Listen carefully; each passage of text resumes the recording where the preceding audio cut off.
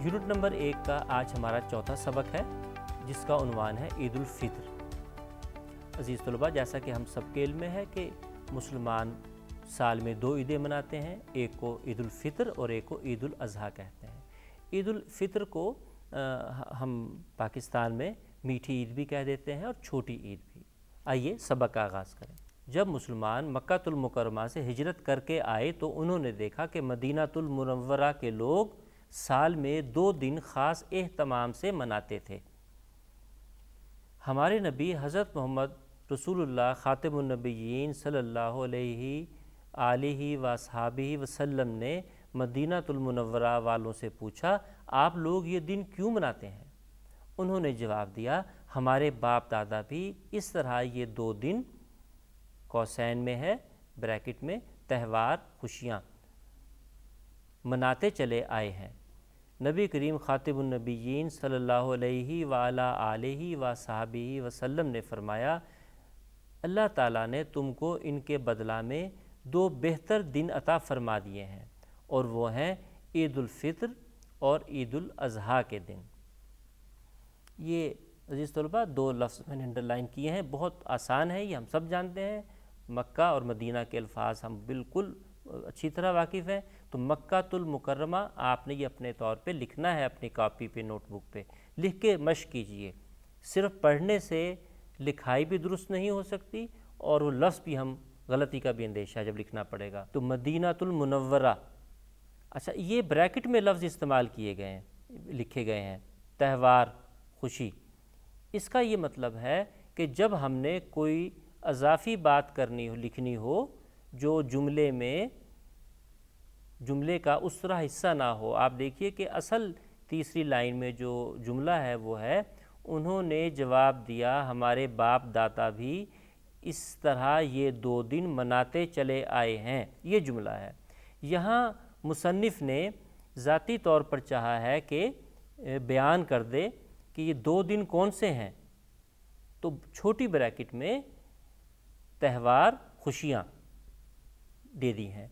त्यौहार का मतलब क्या है? ऐसा दिन, चाहे वो समाजी दिन हो या कोई मजहबी दिन हो, चाहे कोई मेला हो, उसको त्यौहार कहा जाता है।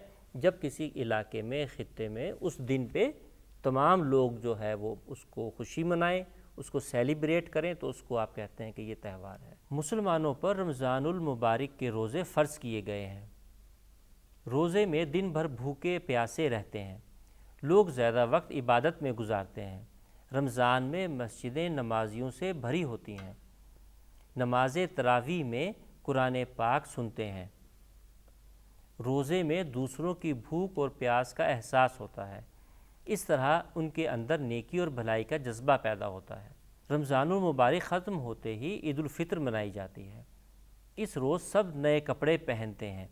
ये दिन मुसलमानों के लिए खुशी का दिन होता है। ईद की नमाज़ पढ़ने के बाद लोग अपने रिश्तेदारों से मिलने चले जाते हैं। ये दिन बच्चों के लिए ज़्यादा खुशी का बाइस बनता है। वो बड़ों से ईदी लेते हैं। ईद मेलों में झूले झूलते हैं, खेल तमाशे देखते हैं और जी भर कर ख़रीदारी करते हैं। उन्हें खुश देखकर वालिदैन भी खुश होते हैं। ईद के दिन लोग दूसरों के घरों में खाने भेजते हैं। गरीब रिश्तेदारों को न सिर्फ पैसे देते हैं बल्कि उन्हें मज़ेदार खाने भी खिलाते हैं। ईद के दिन मुसलमान अल्लाह ताला को नहीं भूलते। ईद की खुशी में नमाज ईद पढ़ते हैं और अल्लाह ताला का शुक्र बजा लाते हैं। आइए इसमें चंद अल्फाज देखते हैं जो हमने अंडरलाइन किए। नमाज तरावी, हम जानते हैं कि रमज़ानुल मुबारक में इशा की नमाज के बाद जो नमाज़ पढ़ी जाती है तरावी, उसे कहा जाता है नमाज तरावी। खुशी का बाइस, खुशी का ज़रिया हम इस्तेमाल करते हैं कि ये बात आपके लिए बाइस इज़्ज़त है, ये बात आपके लिए इज़्ज़त का बाइस है, इज़्ज़त का सबब है, इज़्ज़त की वजह है।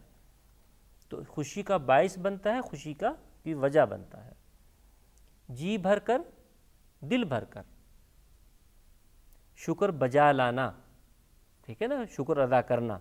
इस तलबा इसमें हमारे मुशाहिदे में भी है और हम सब जानते भी हैं कि ईद उल फितर बुनियादी तौर पे रमज़ानुल मुबारक के इख्तिताम के बाद है। भूख और प्यास बर्दाश्त की होती है اس کا مقصد محض بھوک اور پیاس برداشت کرنا نہیں ہے کہ بھوکے رہنا، اس کا مقصد یہ ہے کہ ہم اللہ تعالیٰ کے قریب ہوں اور انسانوں کے قریب ہوں، اس طرف اشارہ بھی موجود ہے اس میں۔ تو عزیز طلباء، اس کے ساتھ ہی ہمارے اس سبق کا اختتام